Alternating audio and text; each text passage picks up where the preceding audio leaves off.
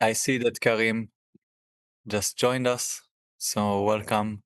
Welcome and honor, dear. Thank you for joining. Thank you for being with us, for coming, taking the time to join us. Shukran.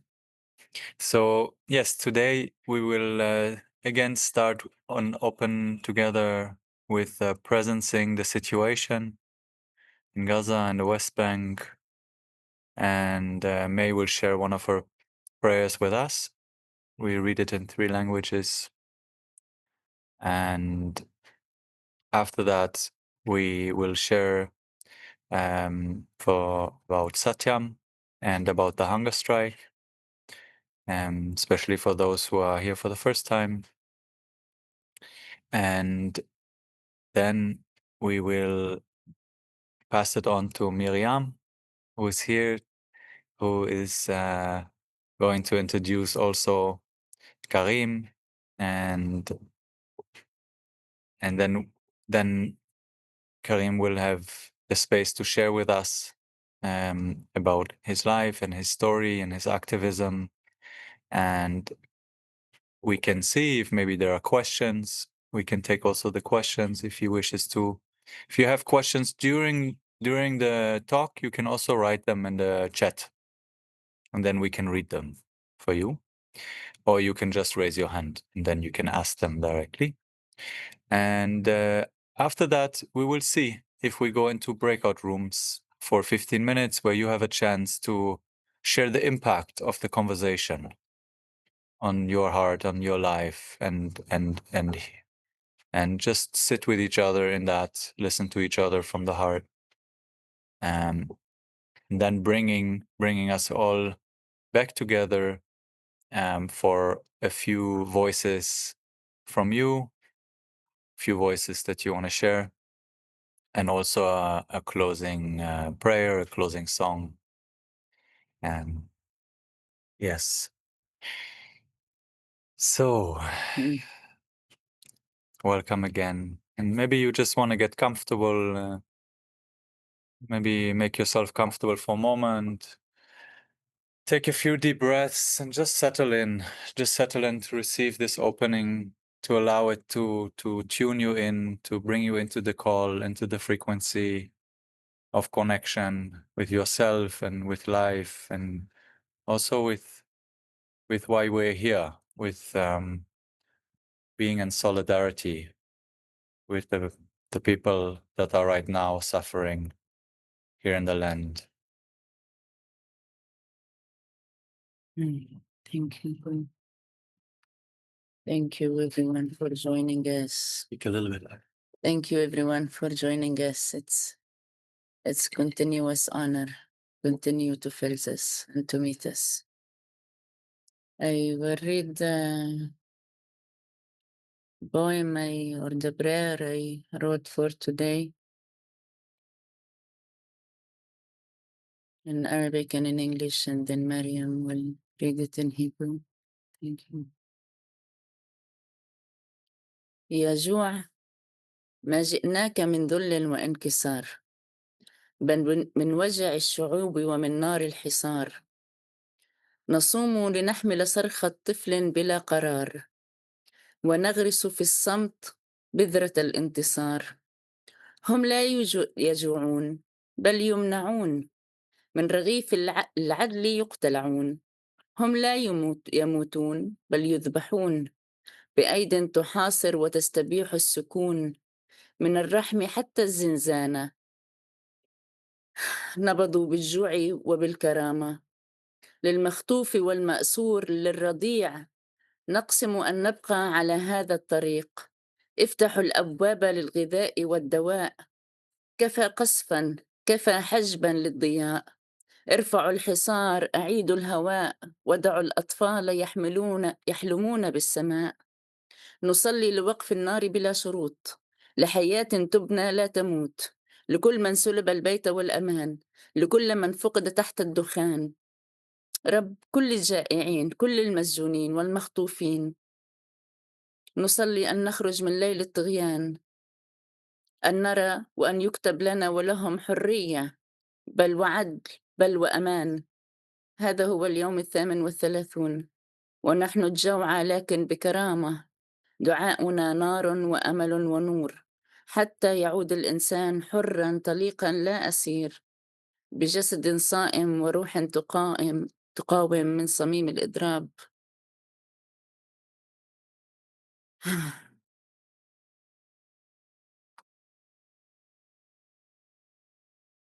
O hunger, we meet you, but not out of lack.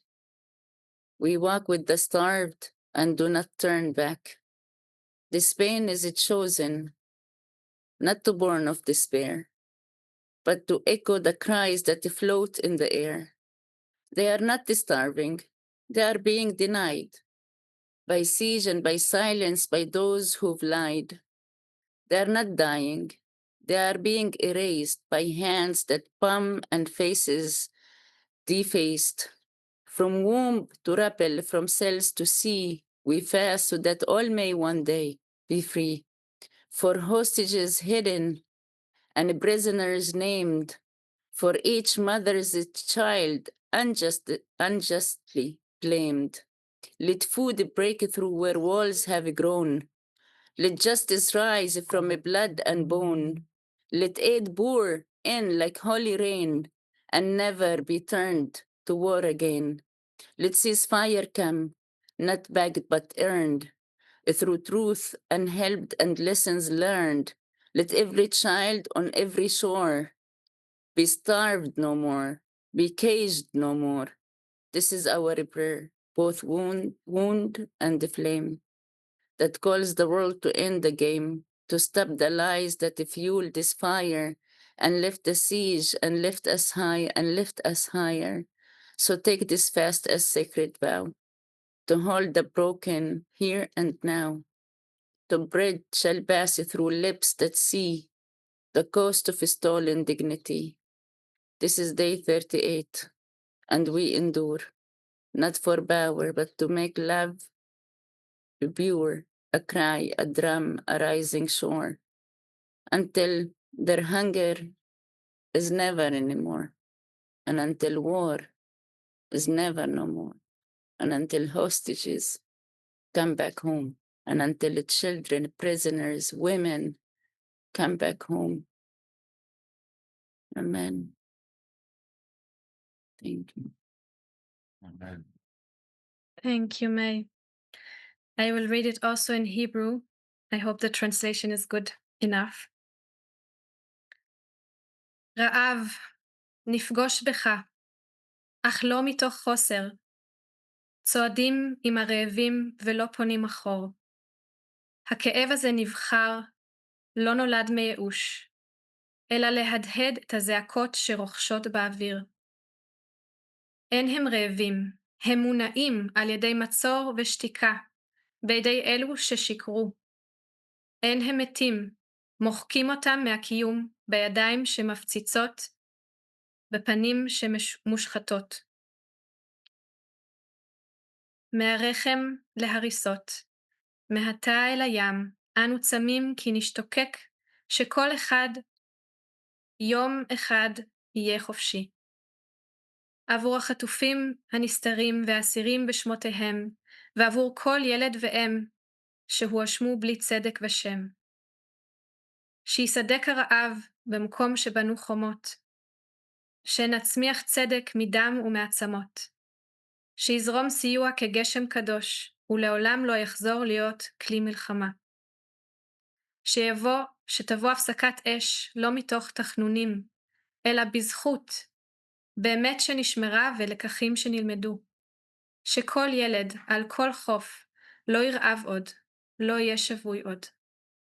זוהי תפילתנו, פצע ולפיד, הקוראת לעולם להפסיק את המשחק הקשה, לעצור את השקרים שמסעירים את האש, לסיים את המצור, להרים אותנו, לגרום שנשגשג.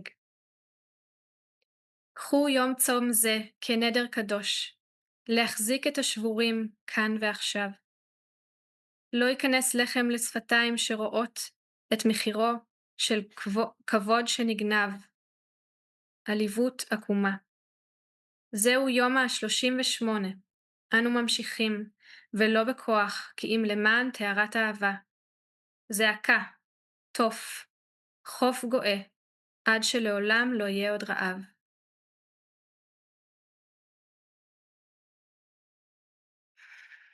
Thank you.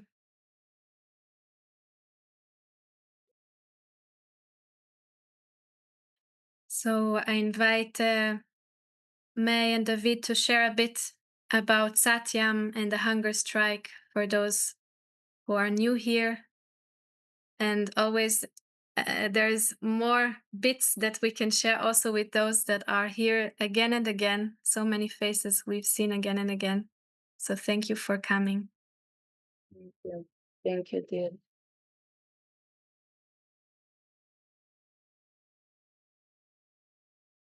Yeah, just taking another breath, allowing what we heard to actually land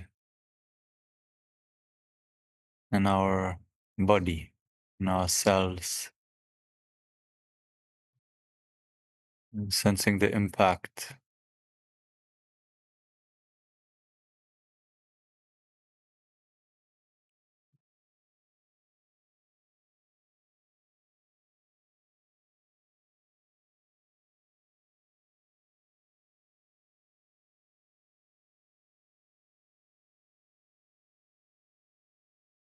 Sensing how it connects us to life.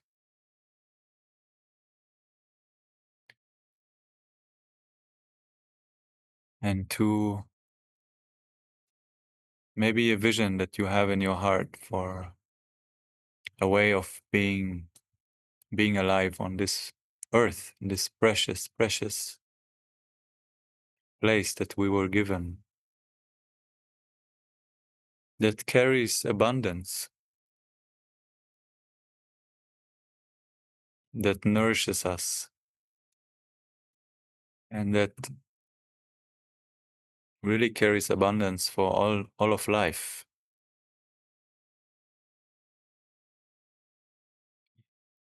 And the painful reality of us humans not knowing how to share,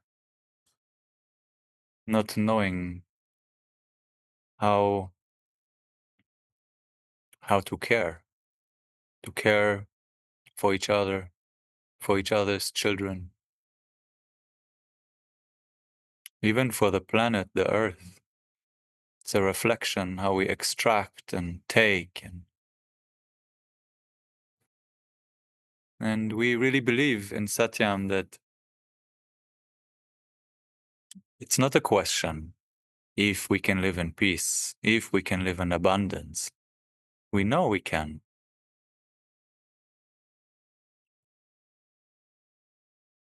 And history proves that we can. And the moment that we have lost contact with that we must remember how to be in right relationship with each other, with the natural world. And we acknowledge that we are all wounded. I'm wounded. You are wounded. And maybe you had a really, really safe life, right? But the ones before us and the ones before, maybe they just survived something terrible. And it's a celebration that we are all here because it means that someone survived. And for us, it means also responsibility that we did, and that we're here, and that we sit in safety, that we have food, that we have shelter when bombs fall. And we acknowledge that with this privilege, there comes responsibility.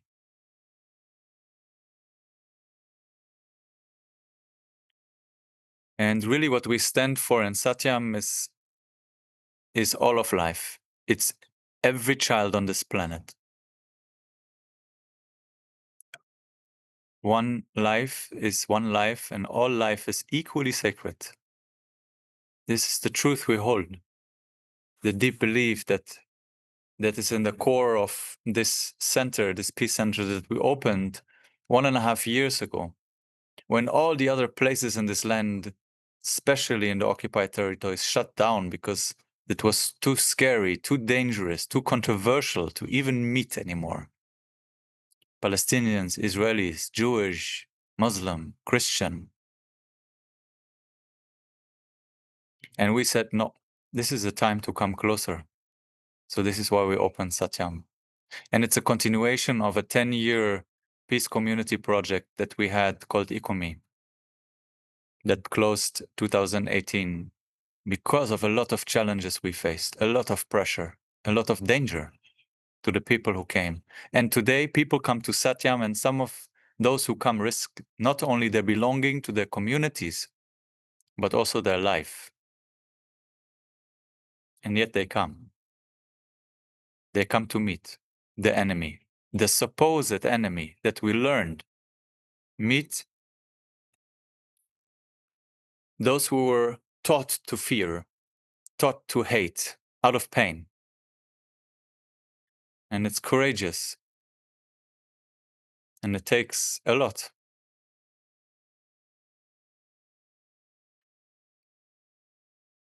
But those who come, and I imagine also you coming to this call, some place of us knows that something else is possible on this land, something else is possible in this world, and we want to build towards it.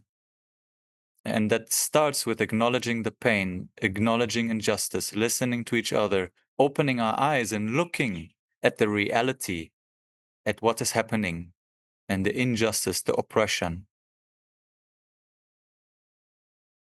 and saying no. Whoever it's done to, never again to anyone, especially as a Jewish. I hold a responsibility that never again is not only for my people, it's for everyone. So we have the center running for 1.5 years here in the occupied territories as a space for peace activists and people who believe in a different reality come together and heal and join forces, encourage and empower each other to be active, whether it's protective presence in the land, whether it's demonstrations, whether it's work in their community, in your community, doesn't matter. Everyone has an important role to play, and in this, I really want to honor each one of you and tell you it is so important that you're here. For us to be in this hunger strike, we need you. Without you, we cannot continue. 38 days without food. And I feel strong, so strong in my soul. Because of you also. So this is not to punish. This is to put our hearts in solidarity, our bodies in solidarity with those who don't have, not because there isn't, but because we don't know how to share, how to provide for each other. So what we're asking is that enough food will be allowed into Gaza, clean water, ending of the bombing, permanent ceasefire, bringing the hostages home, bringing political prisoners home, and allowing independent organization to assess the humanitarian situation. This is the urgent, this is the immediate, this is the yesterday and a year ago. And that's why we're on hunger strike, because there's no time. People die every day of hunger, every day. You see in the news, if you want, you can find every day people are dying. And it's some people die of hunger, but so many people die of lack of medication because they don't get what they need in order to heal from their wounds and anyway, their diabetes or whatever they have. It's not only the bombs. So we say no more, not more, one more day. This is why we're on hunger strike. But we acknowledge that this is a bigger effort, a bigger effort of ending the structural injustice here in the land, the occupation, the discrimination, the separation, the apartheid.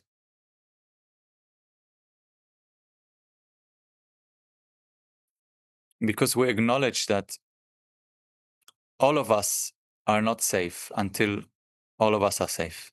None of us. If safety with weapons is still imprisonment. That's what we believe. So we believe that in order to liberate us all, we need to liberate each other from our structures and systems of fear and trauma that keep us imprisoned. And it's a global struggle. We see it everywhere now in the world. Free press, free opinion is being shut down. So we believe that the struggle here is part of a bigger struggle that we are globally facing. And we believe that we cannot wait for anyone. We cannot wait for politicians or anyone to end this struggle. It is us. It is the systems that exist that actually are part of it. So we need to find our power. We need to stand up and rise up and connect and empower each other to build different systems that are based on values that we stand for. So that's what we're inviting into. And of course, we invite you to fast with us. Even just if you leave one meal a day, that puts you in the solidarity of what it means to not have right now, that empowers you spiritually. And see what you can do, because we know that it is the most common reaction is the freeze, is the fear, even fear to speak your truth, because someone will call you out and say you're an anti-Semite. So we need each other to say, no, this is right, and we've got your back. So we're for all of life. We don't take sides. We stand with those who don't have a voice, and we will always do, whoever it is. And we invite you to do the same.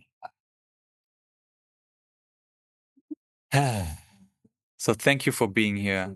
Deeply, deeply honor your presence. Thank you for coming again. It's so powerful. And yeah, I'm just grateful for you and for all those who support us the last 6 weeks, 5 weeks, 40 days almost. And we will continue as long as we can. And we ask you to join us on this journey and to share and to raw and to connect and to come. Because we're going to look back and we're going to ask ourselves, our children are going to ask you, what have you done in times of injustice? So we want to use the privileges we have to use them well and to empower those who are without power, because they will stand with us tomorrow if we do. Truly believe that. One humanity. It's time to realize, it's time to come home. So in this spirit, just the presence that right now incredible suffering is continuously happening in Gaza, is happening in the West Bank, land theft is happening right now, settler violence right now. And I'm so grateful for Karim to come and share with us, who has been growing up in Gaza and still has family there, and has, as I understand, lost many relatives. And for me, it's so important to listen to these realities, because the news that we are fed oftentimes are just so far away and so detached from the reality of the suffering of what is happening. So for me, it's the base to look at it with a straight eyes and allow oneself to be impacted. And then from there, find the courage to bring the right action. So thank you, Abdul-Karim. It's an honor, Habibi. It's an honor to have you. An honor to have an opportunity to have you. And we will let Mariam say more about you. And looking forward to hearing you, receiving you there. Thank you. Yeah, and I just want to acknowledge and bring in the vulnerability of what I imagine it means to someone that is so impacted by what's happening right now, to come and also share with Jewish, share with Israeli. And I just want to honor that courage to come up and be with us and allow us to see. And I just don't take it for granted. So I bow to your courage and your heart to be willing to come and be be with us today. Thank you. Thank you. Thank you, David, and thank you, May, for your words, your prayer, your walking prayer. And I will shortly introduce Karim and also a very short story of how I met him, because it's a beautiful one. So, 1.5 years ago in the winter, last winter, actually, me and David, we were praying, and I was deeply connecting to the men, the wounded men on both sides. And I was praying that all the men in Gaza would be connected to their hearts. If they're Hamas, if they are soldiers, if they're like, never mind, all men in Gaza, please open your hearts. And I was connecting to this archetype of a man with an open heart. And shortly after, I think it was only a few days or a week, a friend of mine who's also from Gaza said, I need to tell you about someone from Gaza that I got to know. And this was Karim, and he is a Gazan man with an open heart, the one that I was envisioning. And this is truly a miracle because such men exist. And I needed to meet someone like him to actually feel it and acknowledge it and know that it's already happening. It's not only my dream. So shortly after we had the chance to meet, I invited him to join a beautiful gathering in Greece. And he became one of the facilitators. And he joined us in May last year in a beautiful gathering of Israeli and Palestinian that met uniting in our humanity. And that's how we met. And since then, we met for another few occasions, every time in another land. And we were having a pilgrimage for peace in the UK. And we met also in Portugal, where he's now. And he will tell you more about his journey, how he got there. Karim, I welcome you, my dear friend and brother from the other side. And I wish maybe you can share with us how you are and how is your family, and anything you want to share about your life in Gaza back then, and your life and the life in Gaza now, and maybe parts of your journey that feel relevant of how you got to be this man with an open heart. Since you were raised in Gaza, and yeah, we're also, like David said, we are all wounded. So from this wounded, how did you become who you are? Tell us, please. Hey, everybody. Salams, shalom. Wow. Thank you so much, Mariam, for the introduction, for your beautiful spirit and smile, for bringing me here to meet these wonderful people that I don't see as on the other side. In fact, we are on the same side. We all have a heart. We all are humans. Something went wrong along the journey and we forgot. And sadly, we have been paying the price for it. So hopefully this will change. Dan, good to see you, my brother. Good to see you again. We were together. Ah, beautiful, Dan. All the memories are rushing now of our great time in Greece. In this reality we co-created together in the midst of the madness that's happening back home. We managed to come together. And we know that it is possible. It's really good to see you here. Whew. And it's good to see you, everyone. Wow, I'm scrolling down my screen. I'm seeing hope. I've been waiting for you, you know? For the longest time, when I was in Gaza, on the other side, And I'm, as a child, like children would, we just want to play and we just want to live and enjoy and connect and have fun. And I'm like, what are all these high walls and barbed wires? And I couldn't get it. And high tech and soldiers between us. It's like, what's so complicated? My heart says, what's so complicated about connecting? And I've always wanted to, and it was not possible. And I just couldn't get it, you know? And now it's happening virtually, at least. And it's happened in person before that.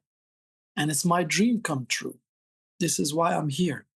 This is why I chose to be here. So thank you for the invite, David and Mai. Wow. When you speak, wow. If I would believe a soul could come back, I welcome the soul of David in you, Habibi. Wow.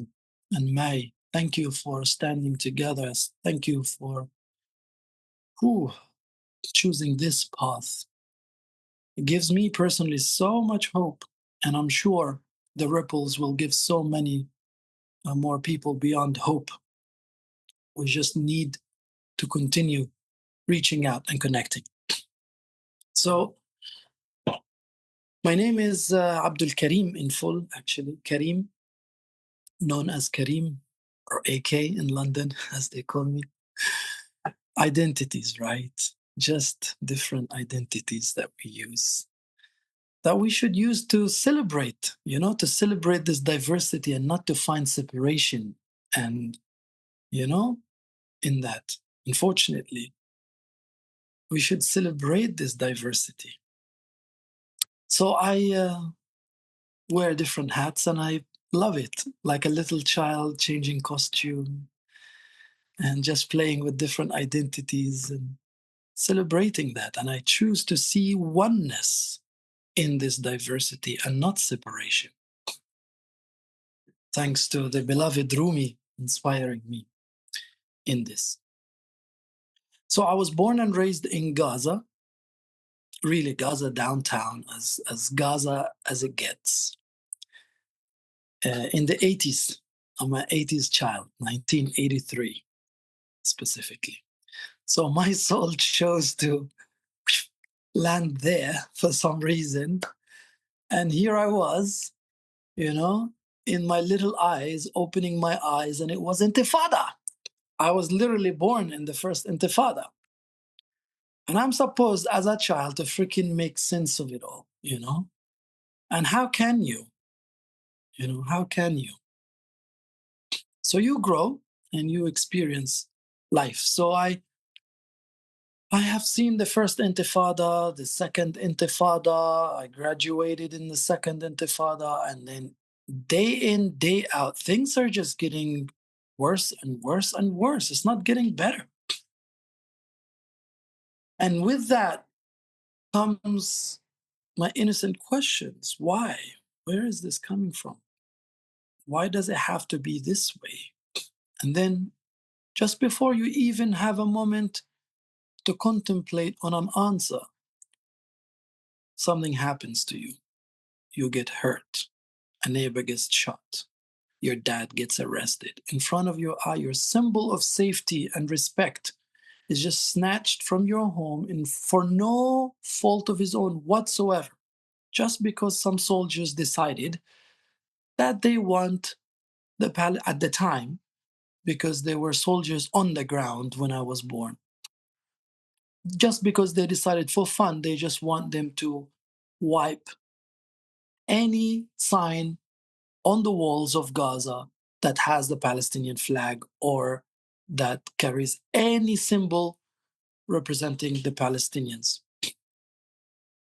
And as a child, it's been confusing me because, check this, at the same time, few hours later, these very soldiers, they raid our neighborhood because it's curfew, so men don't know where to go nowhere. So behind their homes, they set up a volleyball to play volleyball together.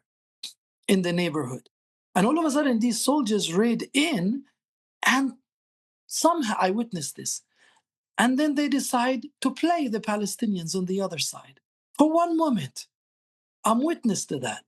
I'm witness to them kidnapping my dad, not knowing what's going to happen to him, taking him away brutally, and forcing him to do stuff that they want.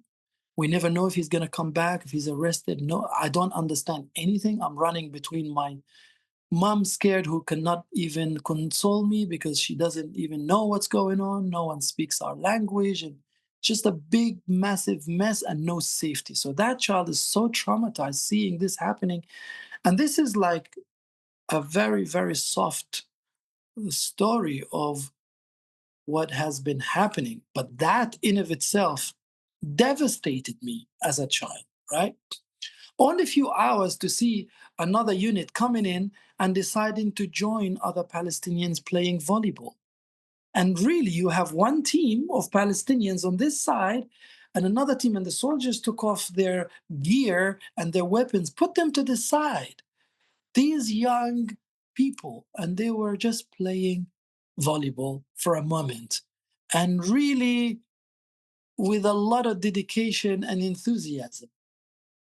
Then their walkie-talkies, call comes in, come back to base, there is this, that, and then they call of duty, they call it, and they go.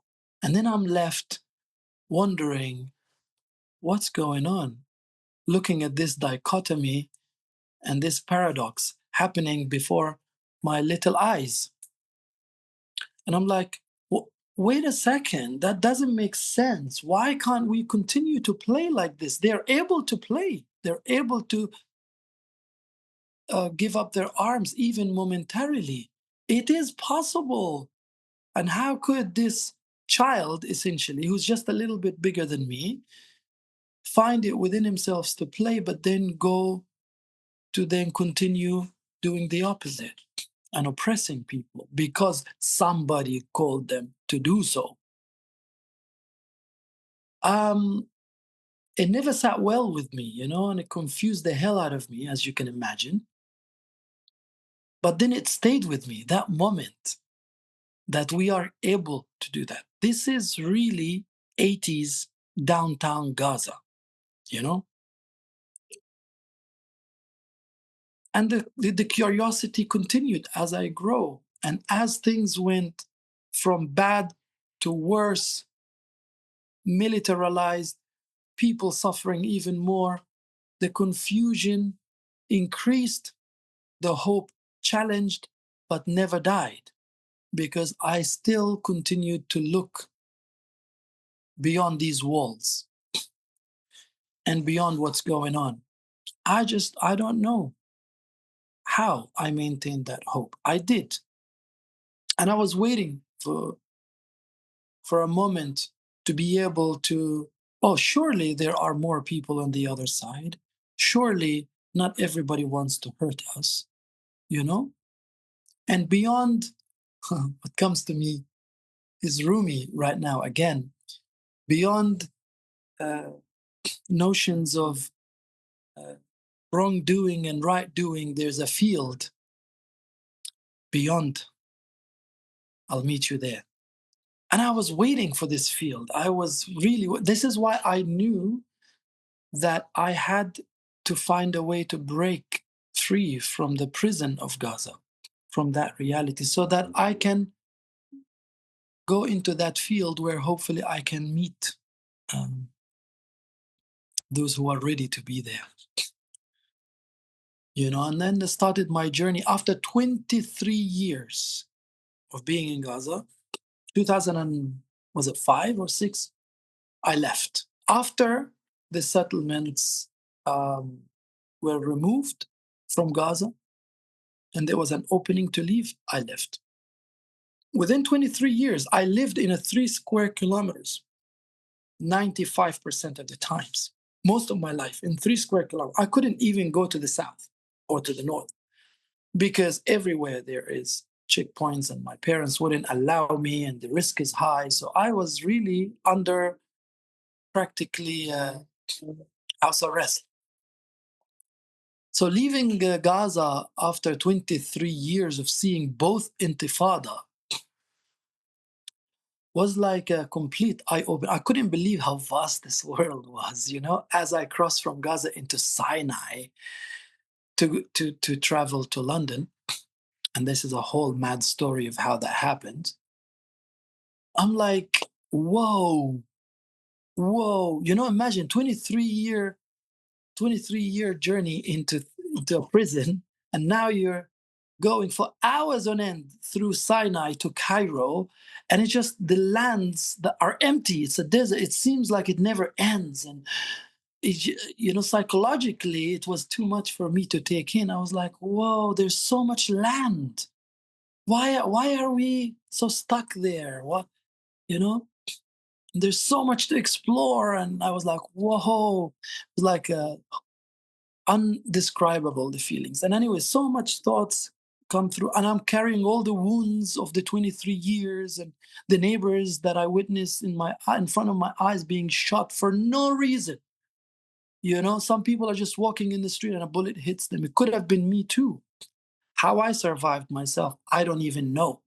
Like the amount of bombs that fell meters away from me, guys, I tell you, I just could not even describe it. Like people around me felt, my neighbors, my relatives, my best friends. And then somehow I wasn't meant to go. I'm happy I didn't, because I get to see you guys. So, and then I decided it's just, you know, it's too much. It's really too much. And my freedom loving soul just left. I said, if it means that I leave everything behind, I leave everything behind. I was one of the lucky ones, huh? Because it wasn't easy to leave. You see now, it's near impossible. So I left, and all this vast, oh, so much to see. It's amazing. And I started a whole journey. I landed from Gaza to London with nothing in between. You know, it's like, it was fascinating. And then I find myself in London, and I was like, what is this place? And then you start unpacking things, right? Now you feel a little sense of safety, and then all of a sudden your wounds hit you, your traumas hit you. So naturally, you start a journey of trying to figuring it out and understand what's going on. And that ushered my journey for healing, you know, and just asking existential questions. What is this? Who we truly are? Why are we here? Where did we come from? Why are we here? What are we doing here? And where we are going? You know, it's like, and I started to question everything that I was told, even my own identity, my own religious practice, everything. What is this? You know, why am I doing what am I doing? Started a long journey, more than 15 years of discovery, actually discovering first myself. And as I do, I'm learning about the world and I'm healing. And the more I'm healing and the more my traumas are coming to the surface to release, and I witness how that's changing me so much. And it's brutal, this journey. I tell you, it's one of the most, like, war in Gaza is not comparable. I can tell you this straight. This is my personal experience. What I've been through in Gaza was a walk in the park in comparison to my own personal journey and facing my shadows and my inner wounds and daring to go there, you know? I would face bombs, no problem. No, I tell you, no problem. They were falling in one place in Gaza. I would run towards the bomb site to save anyone that I could, with no fear, zero fear. But I wouldn't go inside. I couldn't. And when I did, it was my biggest challenge. And as I go through it, and I witness myself in the process, I see, of course, how hard it is, but I also see how liberating once you're on the other side. And then you witness yourself, it's like you're a whole new being.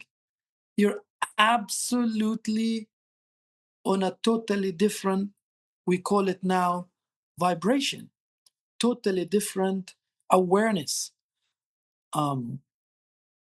And then you see the world differently. And then you can't go back no more. You cannot unsee what you have seen. And reason why I'm sharing this is because this is the very thing that made me who I am today.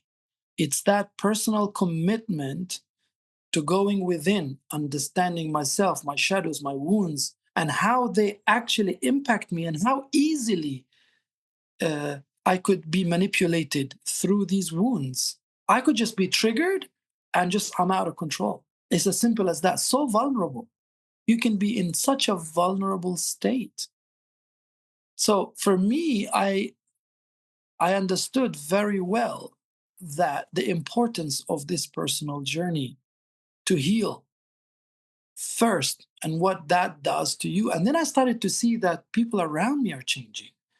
Not just me, even my family, my friends. All of a sudden, you see your impact differently. You start to taste life differently. I was so badly desensitized, I could not even feel. Like my coping mechanisms were horrible, bypassing, overcompensating, avoidant, the whole lot. And that doesn't help.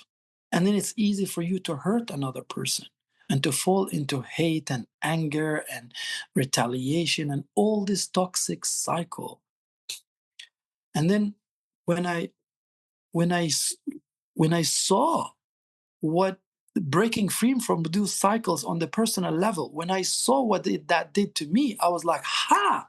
I had this aha moment, which is okay, we are not actually separate from what's happening outside of us. And when we change, the outside change. And then I went deeper into spiritual realities and I understood as above, as below, and all of this wisdom and the micro and the macro dynamics. And our responsibility starts with us. We are, as Rumi says, the universe in ecstatic motion. And we just need to believe in that. We, unfortunately, in today's world, we're conditioned that you're just a little me. What am I going to do? I'm just so insignificant. No, you are the universe. You are it. You're the universe itself experiencing itself through you. And you have that power to impact the whole, especially as you address the wounds within, which are reflected externally. So I understood that because I've always, my question when I was in Gaza, how can we stop this? How can we be together? How can we, just play and have fun and love and live? I didn't have the answer.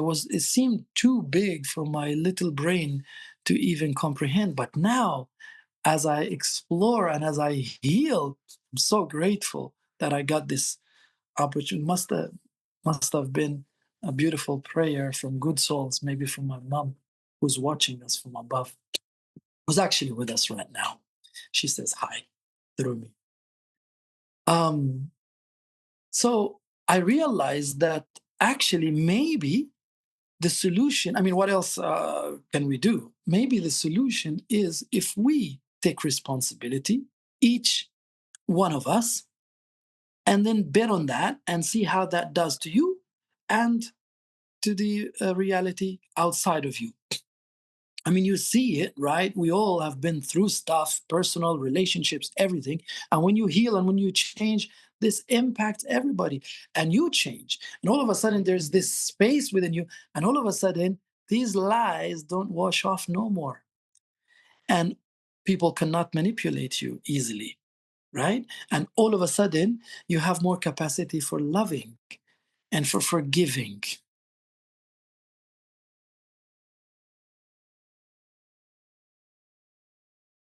Karim, well, I could listen to you more and more and more. I just want to ask you because we are soon closing the time that you're sharing, and maybe there are also questions here from people in the room. But maybe you can say a bit more of how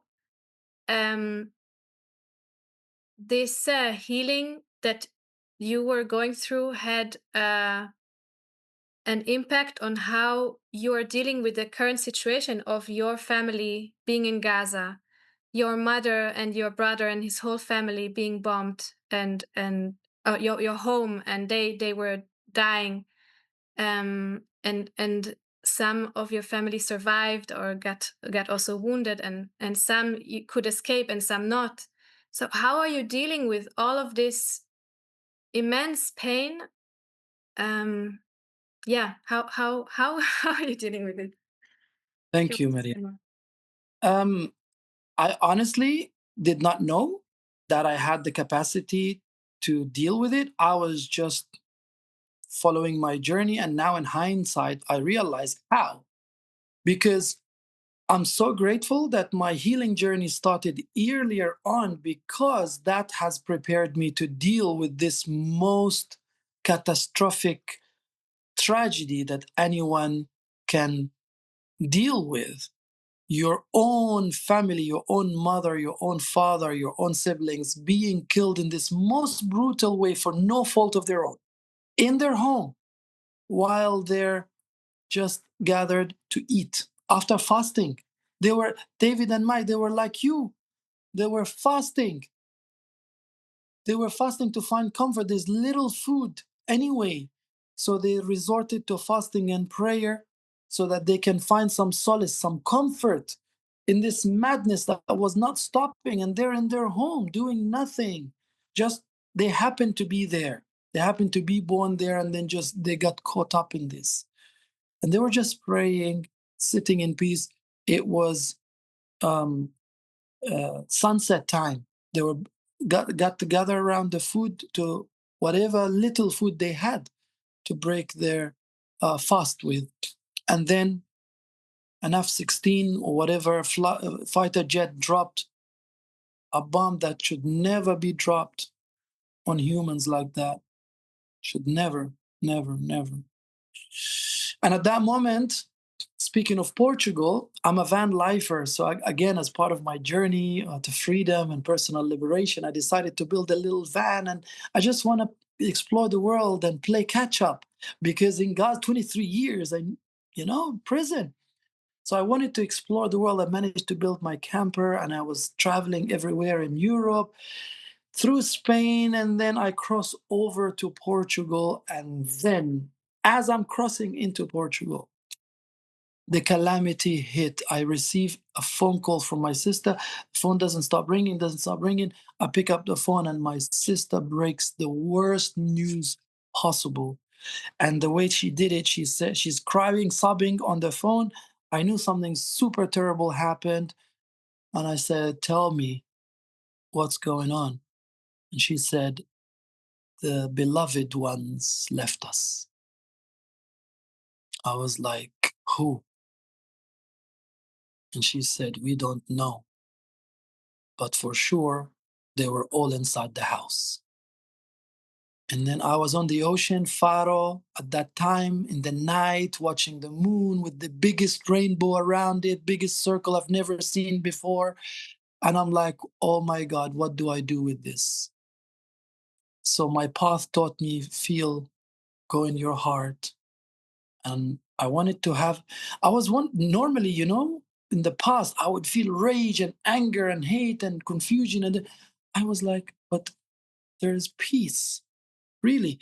Super big sadness and grief is rushing, but I couldn't find hate, nothing. Just surrender, just acceptance, and just terrible, terrible sadness and grief, and wanting to know what happened and who survived. And the news kept coming and kept coming. And then I realized the worst, which is my own beloved mother, my first love, She's a beautiful woman. She was my love, honestly. Like, she is my first love. She is the one who taught me love.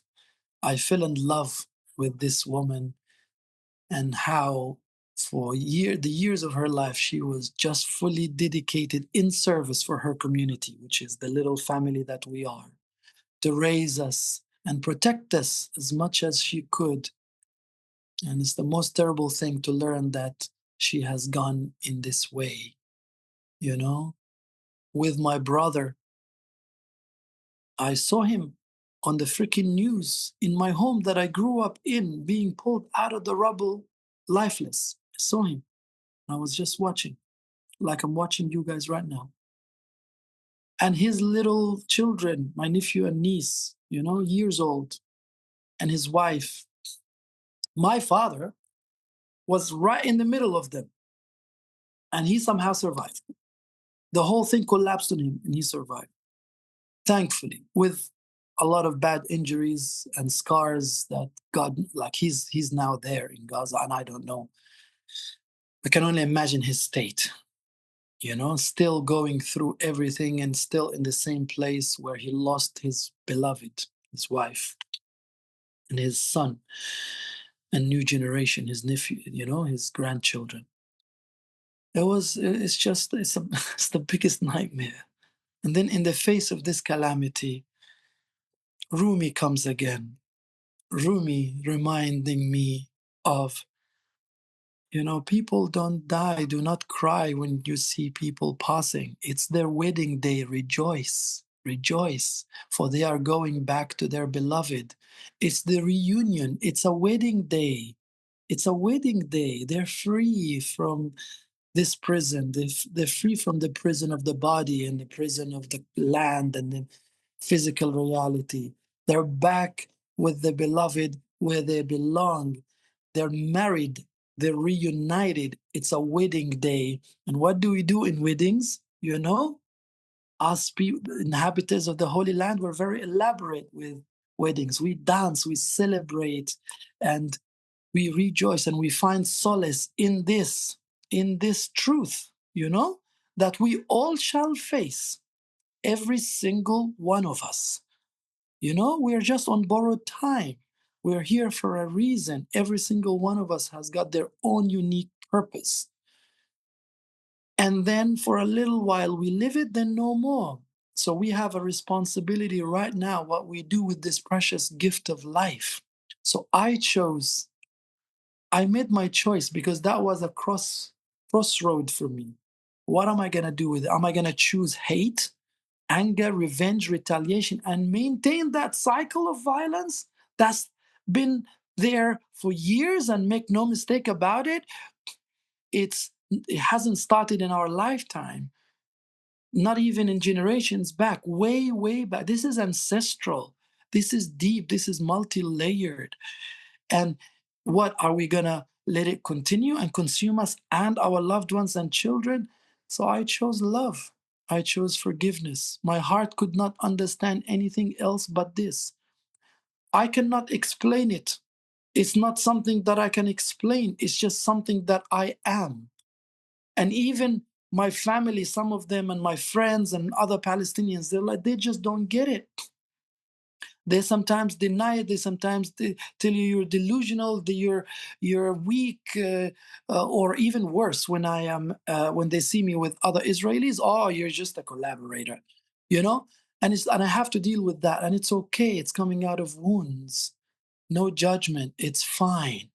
I love you because I can't, but because I found that compassion for me. You see, so I find it for them. And I find it even for the very pilot who dropped the bomb on my family. He doesn't know. I trust that he doesn't know. Probably he's thinking he's a big hero because he's told so. Big hero, my man or my woman. What? Dropping these bombs on people? Is this how you want to live the rest of your life? Is this how you want to be treated? He doesn't know. I know he doesn't know. For that, I forgive him or her, because they don't know.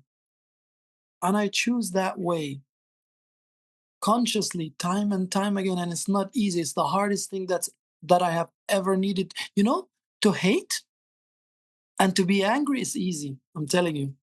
To go and inflict pain on others, it's easy. It's easy. All the energy is there, designed by design, right now, to send you there, to make you wood for that fire. No. no matter what the cost is, no matter if I'm ridiculed by some of my people or attacked, same on the Israeli side also, I receive all kinds of reactions. It does not matter because I'm detached from it all. I've learned through my personal journey. This is why the way is within, the way is every single one of us. Going inside, healing these wounds, finding your heart, being compassionate to yourself. Like you said, we're all wounded. Give love, heal, be healed, and then go out and participate in the world. Even if you don't do it actively in the world, the very commitment to yourself is already doing it. This meeting here is already doing it. And it's okay. It's okay that some people are running the cycle, are into the trap. We just have to continue praying. We just have to no judgment, just love, just love. And I seen that firsthand when I met the Israelis that I have met in Portugal, in Greece, in London. It is possible. It is possible. We just need to continue this momentum. Love is the strongest energy vibration there is, and we all have that. This is why I want to conclude with this. I understood very, very well that we all have a heart. We all have that. We all have a soul, and we're all one in that. And this is what we need to amplify. This is where we need to invite people on. We are one. These wars of hate, suffering, and separation, this energy is not our energy. Look at the children. Look how they are. Look up until they're 3 or even 7. Watch them. This is who we are. We are still children within. So these wars, they're not our war. They're not our wars. Separation is not our nature. This is humanity, be it Israelis or Palestinians. And I swear, if you go on my Instagram, before this happened to my family, I was publicly sharing this. Publicly, before even the tragedy happened. In fact, on the 7th of October, I was in Glastonbury whirling as a dervish in an event for peace and love. And it is that moment when the news came that this bloody 7th of October happened. And I was whirling for peace and love. And I continued, and I was sharing this wisdom that changed my life. And still, this didn't stop the tragedy of my family. And that didn't stop my resolve. And I still stand by it. This is a war that is anti-human. Fear and guilt and suffering and pain is not our energy. There's no food for us in this.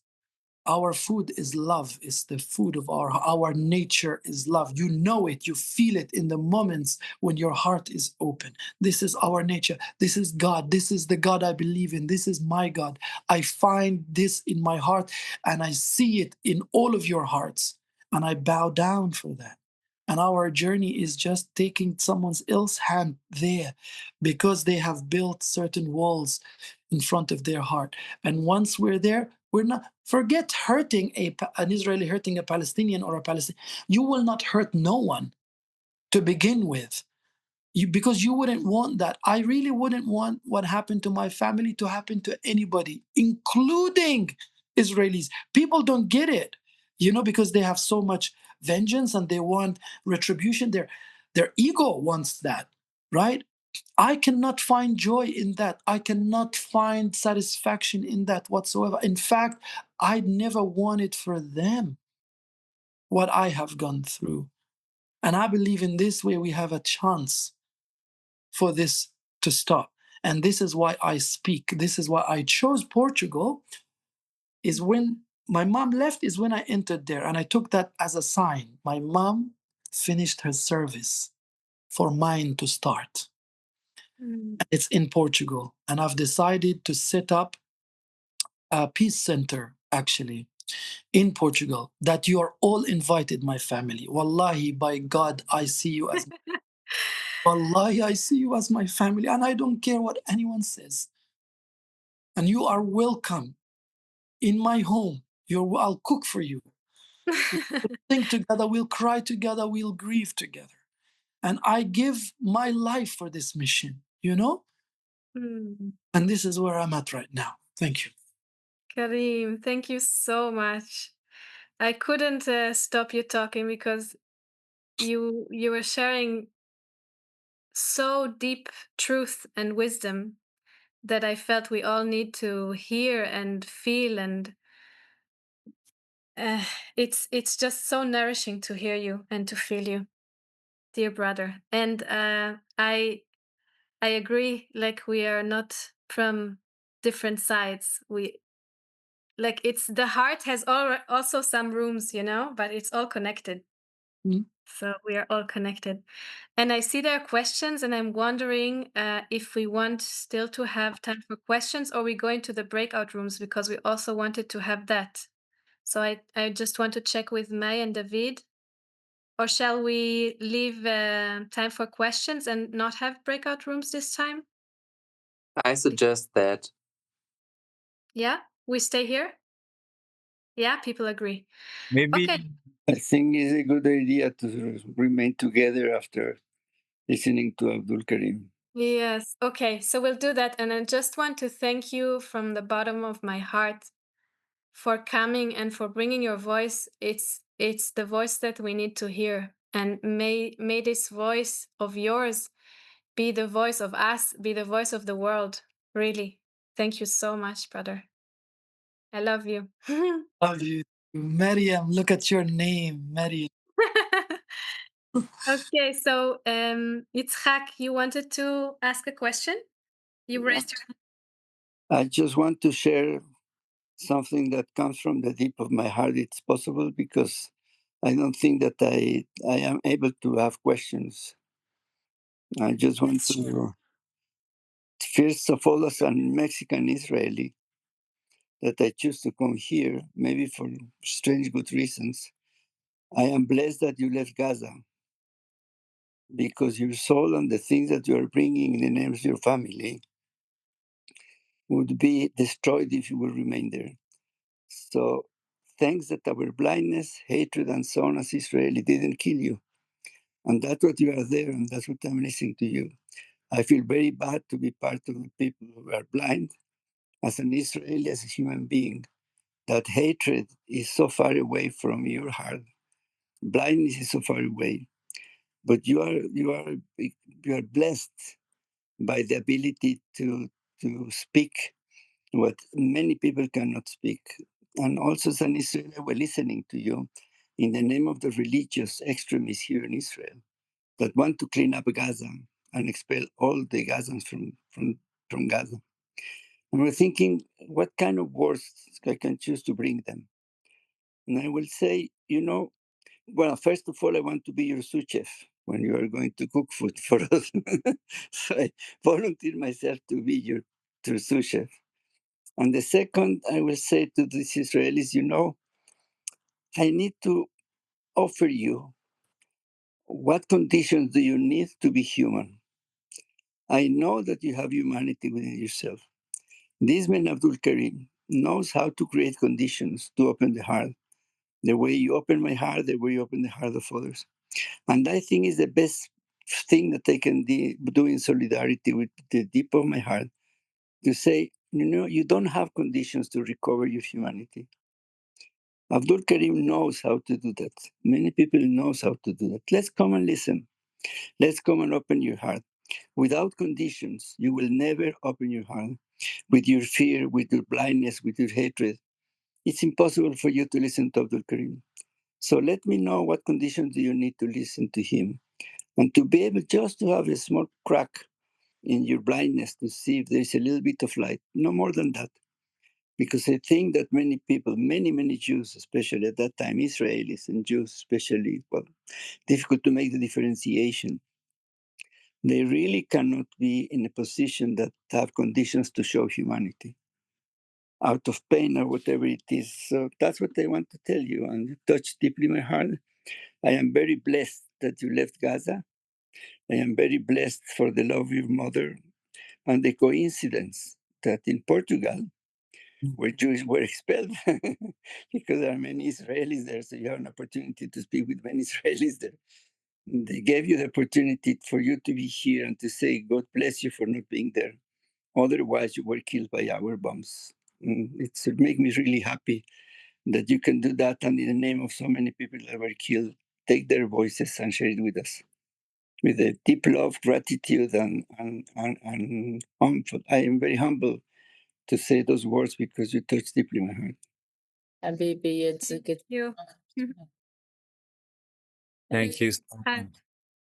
Actually, me and May, we just spoke, and we have this impulse that we do give you time, because when we listen like this, we will just be able to listen to a few voices, and we feel what has been shared has so much richness in it and touches us in so many ways that we feel it can be really beautiful, that each heart can have a moment to share the impact, and that you can listen to each other. And then after that, we can come back and we can hear maybe another 2 or 3 voices um, that want to share maybe directly to Karim, or share with all of us. Welcome back, everyone. Thank you. So before we will hear a few more voices, and you're welcome to stay with us another 15 minutes. Hopefully you can.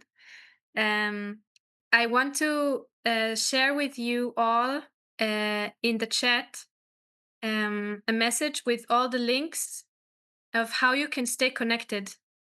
This Zoom is one of many, and there will be more.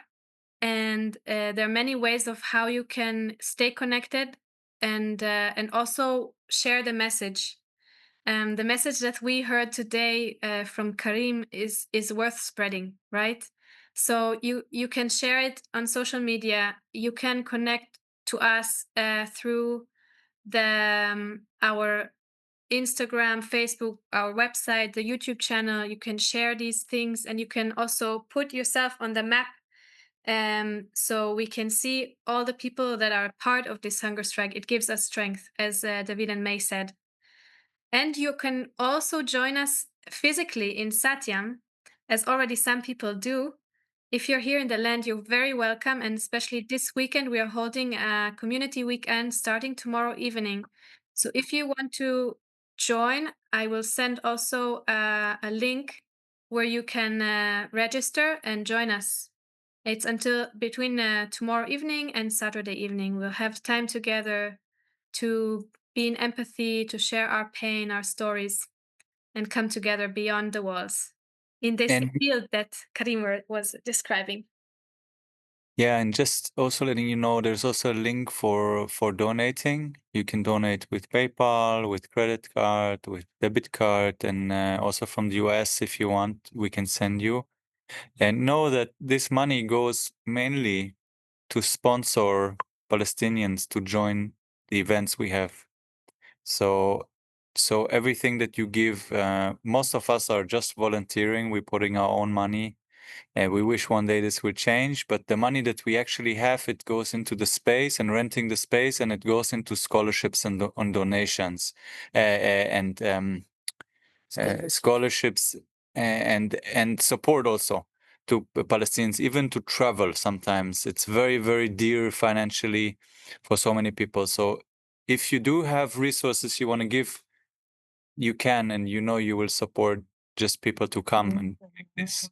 And I want to also encourage people that some of the voices like Diya from Gaza, we just reached almost 530 euros in financial support to him. The goal was still more in order for them to get what was it? The motorcycle, something, a transportation way. Tic-tac. Tic-tac. For tuk-tuk. Tuk-tuk. Tuk-tuk. Yes. For their medicational actually need, and in order to be able to drive also others for medical support out of the neighborhoods they are living in. And also the same with Fatima, the therapist. Also today, it's a continuous call to support, to ask how can they be supported, and not only supported by food, but how can we support sustainability? How can we continue to see each other and support where they can also start uprising and start bringing again their education, their power, their resistance into a way of living and continuing this field of peace activism also in joint, knowing that we acknowledge them and we see them and we are supporting them. And the same call also to remind of the hostages families. It's a call to everyone in the land. It's a call to go, to be in unity, to support them. We are trying, me and David, to reach out to them, to meet with them, to see who's organizing. So we are also able to bring them to our protest here, to our hunger strike, to bring joint voices together. So it's also a call for you to join the hostages' families, to be with them, to come to the streets, to see where the protests are taking place, to speak up, to hold. Just the fact like now we are doing, listening to each other, listening to each other's story. Look at us, how much we are encouraged just to hear a voice from Gaza, how much we're going to carry these stories of today to say, hey, hear it, look at it. And it's the same for us. It's really a continuous call to all of us to come together. And it's an honor to have you. Thank you. Thank you, May. So There's a request for May's poems, and they will be shared on our Telegram and WhatsApp groups, and they will also be shared on our website. So if you join, then you will receive them. Actually, also Dana will be recording them with her voice, and we will be also sharing them on our media soon. She's just waiting for me to send them, and I am with a lot also of work and holding a lot, but they are coming. Thank you. thank you. So let's conclude with hearing a few voices back from the what you've met in this beautiful conversation we had with Karim, and maybe to bring back into this big room what you shared in the small rooms. If there is 1, 2 voices that shortly want to just echo back, so also Karim can hear you, how it landed with you. Anyone wants to share?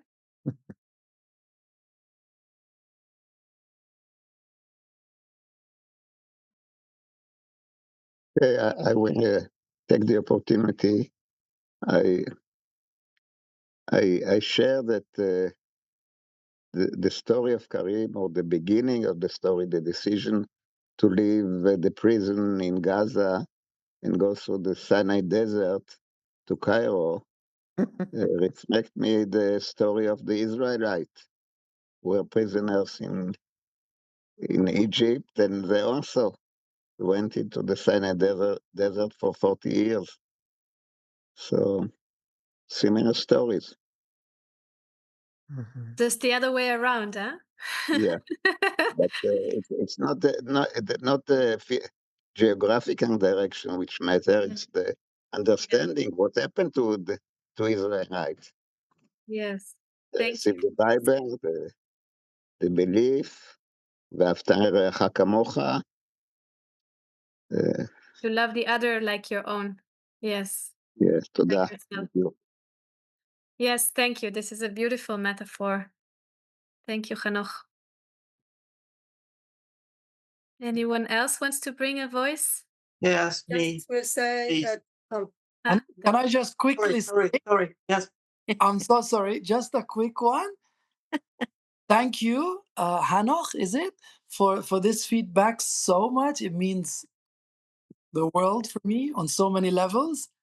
And I just want to say, Maria, it's not the other way around. Trust me, we're just gonna boomerang because I want to meet you. I want to see you. I want to walk down the streets together. I want to celebrate together. So, We shall meet in Jericho. yalla, some dates. Yep. Yes, the one who came tumbling down in Jericho. The one between people. Yes. It's not a physical one. Abdul-Karim, dear, I wonder if you have a link to this Peace Center or if you wish us to share anything about what you're doing, your work, for people to follow you, be with you. Please, you can either send it to David, to Mariam, or on the chat. But let's. I will do. It's being made.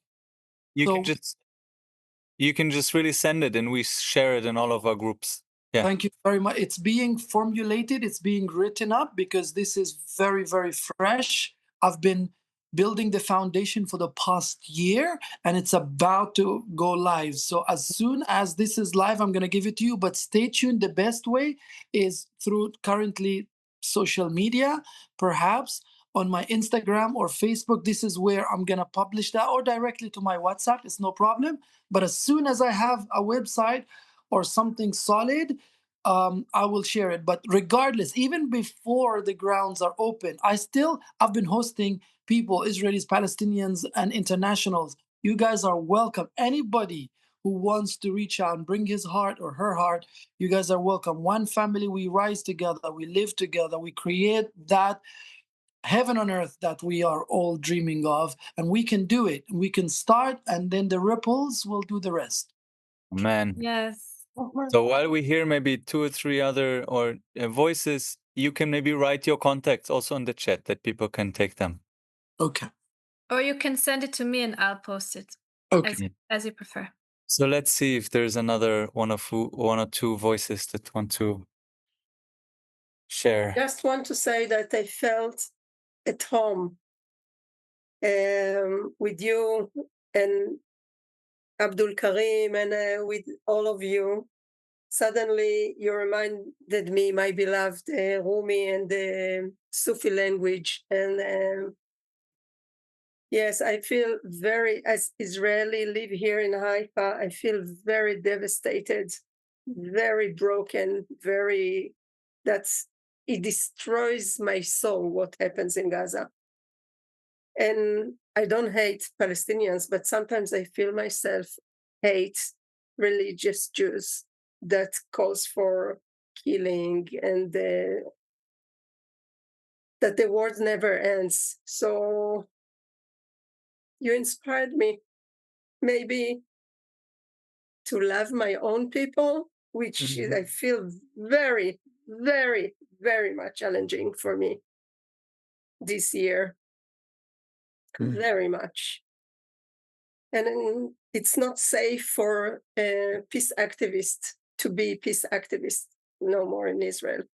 So thank you. Thank you for your open, kind heart.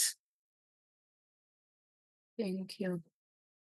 It's an honor to have you. Thank you, Hila. Thank you. Home, dear. Home. Thank you. I would love to offer maybe to close with a prayer or a song if anyone feels like. Somehow Rumi was mentioned many times. I don't know if anyone has maybe a poem or a prayer that can connect us for the closing. I have many Rumi poems on the computer. You in English? I have you try to find, maybe I'll have a moment to find them in 3 languages. I have the impulse that Alexander wants to say something, perhaps in this time. Perhaps he can say something when you search. Yes. You're cute, Felix. Yes, Abdul-Karim, I wanted to tell you, I mean, first of all, the way you speak, it is as if you spoke out my own words from my own heart, just in such a fluent way that I just adore it. And I wanted to, well, as an Israeli living in Israel, the Holy Land, I swore that I will never leave this country, mainly because as an Israeli, I'm ashamed to show my face outside. And but for the first time in years, I consider this choice because I feel a very strong need to embrace you, and I consider living for a short while in order to meet you somewhere, somewhen. Oh, So thank you so much. my brother. Thank you.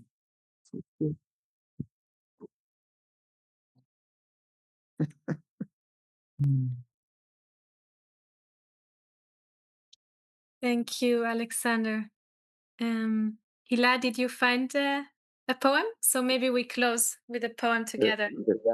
Miriam, Yes? I send you a poem. It's in Hebrew, but maybe you can read and translate online. We asked also Hila, and she has found something that is in 3 languages. So Okay, if she maybe for found it, another time. Maybe if we she found. Both. Both? maybe let's keep. We think maybe we keep it just in English because just of the Yes. time. Yes. We want to be in togetherness. Hila, do you want to read it or anyone else? Perhaps we could do it a few words. Whoever is moved to come in, we could do a group reading.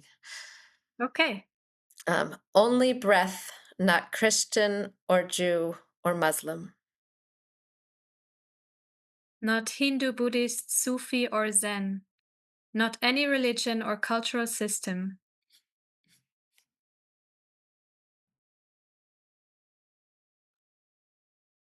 I'm Okay, not from the east or the west, not out of the ocean or up from the ground. Not natural or ethereal, not composed of elements at all.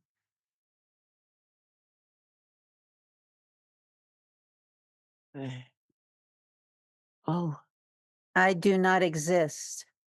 I am not an entity in this world or the next. Did not descend from Adam and Eve or any origin story. My place is placeless, a trace of the traceless, neither body nor soul. I belong to the beloved, have seen the two worlds as one, and that one call to and know.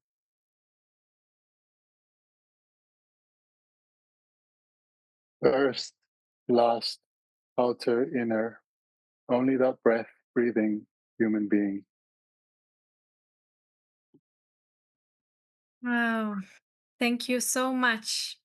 Thank you, Karim, for coming, for bringing yourself, for bringing Gaza into our hearts in such a beautiful, deep way.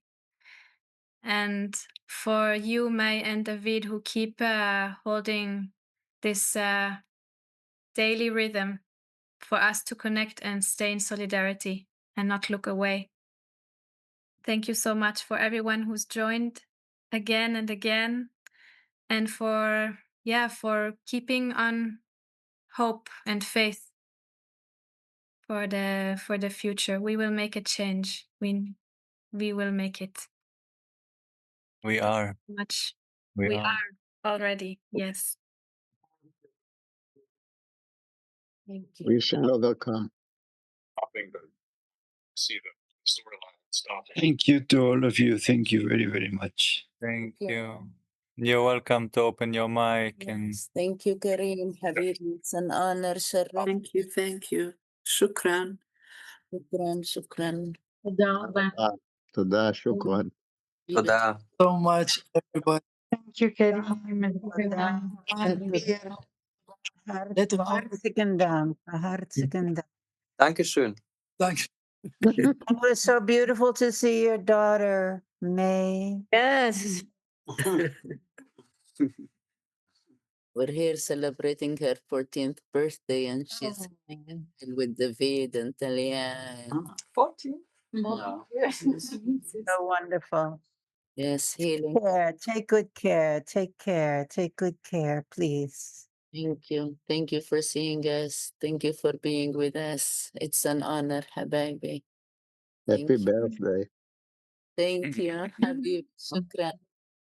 Shukran. May all kids be celebrated. May all children be celebrated. May they all be connected to a tribe wherever we go, wherever we are at. May we always be received and hosted and loved. To all of May all mothers be celebrated and supported with the resources they need to raise their young. Amen. and that's the aim, the tribe, a community, to go back to the tribe where our kids are so loved and held and seen by a whole tribe. Thank you. Can we start a country of our own? It already started. We're a country But it has no borders. without borders. Thank you also for all of you who joining us new. Like I see Sanate and Sivan and Hila, and it's just such a blessing to each time Karen to see new faces, and just so grateful for you to join us, and of course everyone who has been with us for so many days. It's just amazing. It gives us so much strength. Thank you. Thank Thank you. you. Thank you, David. May Thank you, Mariam David. Thank you, Good night. Maria. Good night. Thank you. hearts and heal the suffering. Habibi. תודה, תודה, תודה, שוכרן, שוכרן, שוכרן. See you again. See you soon. See you tomorrow if you wish. There's Good. another voice from Gaza, from inside Gaza, coming to join us tomorrow if you can make it. It's so, for me it's so important that we show that Yes. that we're here and we listen and we look and we don't look away. So let's just invite everyone we can to receive tomorrow Mohammed. Yes. That knows that the world doesn't, that there are people out there that care. Can I just interject and say one thing on this very, very Please. Please, guys, let your voice be heard. I'm going to tell you this as somebody who's been in Gaza under these conditions for 23 years before leaving. One thing that I was questioning, and I'm sure every single Gazan right now, is where the hell is the world? Even they question sometimes, where is God? You know, why is this happening? And believe me, you have no idea how much of an impact on a human level. We're just talking human to human, just showing them that there are people who care. So they do not get radicalized in the thought that everybody is the same, that everybody hates them and wants, and vice versa. And this game is being played enough times on both sides to radicalize people. And the loving people on both sides need to just make some noise, for cry out loud. Just let the others hear you. And this gives enough hope, more than you can imagine, to people right now in Gaza. And I'm sure if enough Gazans, this is why I speak, I want my voice to reach so many Israelis as well, so they know to stop doing this. We are human beings. We're like each other. We are one. You don't want to be hurt. We are one. If you hurt another person, you're only hurting yourself. We must make people feel this interconnectivity. This is our hope and our superpower at the same time. We can do it. We don't need bombs or power to make this happen. We already are the power. We have it. Thank you. Amen. Amen. Amen. Thank you. May our voices reach everyone in Gaza, every Gazans, every child, every woman, every man, every hostages. May they know we speak of them and we name them and we long for them and we wait for them so they may dance again. All of them, all of them. May we walk them all back home. May they know we're trying to bathe every road and every cell within us.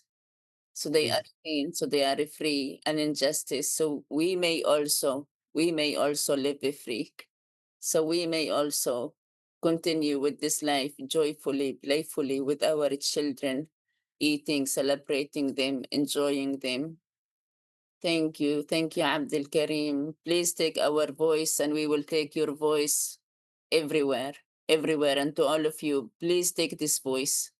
Take it, share it, post it, tag us, follow. Put it in today. I went to the Facebook comments and I just searched the word starvation, and everyone in Gaza, out of Gaza organization that talked about it, I commented with our hunger strike. I went the same to the hostages, and I started just commenting on people pages, calling them to join, calling them to come. And I encourage you to do the same. A critical mass is crucial. Yes. Yeah. For this voice to be heard. So crucial. So let's use all our power. Let's create it everywhere we go. Let's not be ashamed or scared. In the contrary, as Karim said, this what will give people hope. This what will end the atrocities. This what will end this occupation, oppression. This what will free hostages. This is the real justice, real freedom for people. So we may never kill again. Never again, on no one, on no one, on no one. So it's an honor to walk this journey with all of you. It's an honor that we can do it. It's an honor we can do it. Thank you. My heart is also floating over, so I have to speak now. So I just want to say thank you from the bottom of my heart. This was like the sun is floating on my hills, on off my valleys, and on my seas of emotions. And this was so good because I'm so open. Because I landed today here. I came from SATYAM, and I landed today at 4 o'clock. So it was amazing, and we all want to come to you in 2 weeks, perhaps.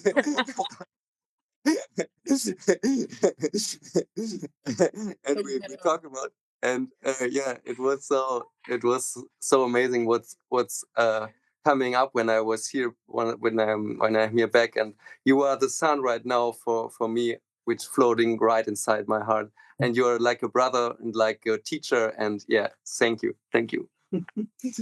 Welcome home from home, Felix. It's been an honor to have you and all the crucial support and everything. You holding like every little bits of everything you could hold while being there. Like really, from gardening to media to striking to fasting to everything. It's so much. It's so much. Really, it's an honor, love. And I'm happy you're home. I'm happy to see you being held. and Yeah. and yes, come. Maybe you all come back with me when I come. Yeah. Felix was volunteering in SATYAM. Yeah. Came from Germany, volunteered, and came back. So And you can take an example. I just yesterday from Slovenia. No, Holland. Where did you come from, Kaisa, this time? Finland. Finland. Yeah, she's now here. She just came to volunteer and be with us and hold this space. Thank you, Habibti. Honor. And Liana also is planning to come. No, who's no, Regina? No. Oh, I wish, Yeah. but no, I have Evelyn. responsibilities here. It's Evelyn. Evelyn. She's Another gray-haired lady. Another great. and it's so amazing. Just booking, looking for flights and coming, following her heart. So touching. Yes. So inshallah, I will be supporting you from stateside. And Karim, one day we will welcome you also in Satyam or wherever it will yes. be. We're waiting for that day. Oh my God, it would be a total dream come true. I cannot wait. I pray for my life to extend so that I can walk together and see these walls between us collapse. So there's no more walls, no more separation, always and only love, unity, togetherness, peace, and joy, no more suffering. And if life has something worth it, for me, it is to give this the best shot. This is what I'm bidding on. Yes. Thank you for being there with me. Yes. Thank you, Karim. Wow, thank you so much, everyone. There's so much hope. There's so much just love. being with you in this space and amplifying each other's hearts and truths and connecting them. That makes us so much stronger. Karim, as you were speaking, what was coming, and since I'm in a Zoom room, I could chant while you were speaking and still listen. But what was coming was, we are one, we are one, we are one.